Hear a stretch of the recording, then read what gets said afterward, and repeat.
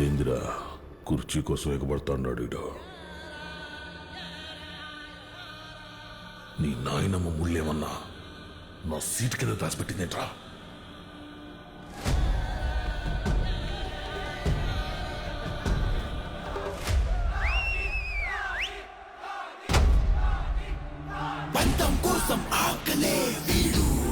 కలిసి మీతో మాట్లాడడానికి వచ్చాం. మా ప్రాబ్లం సాల్వ్ చేయండి సార్.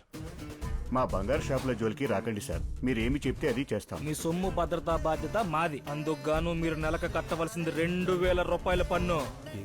ఇది మా నాగేశ్వరరావు పన్ను.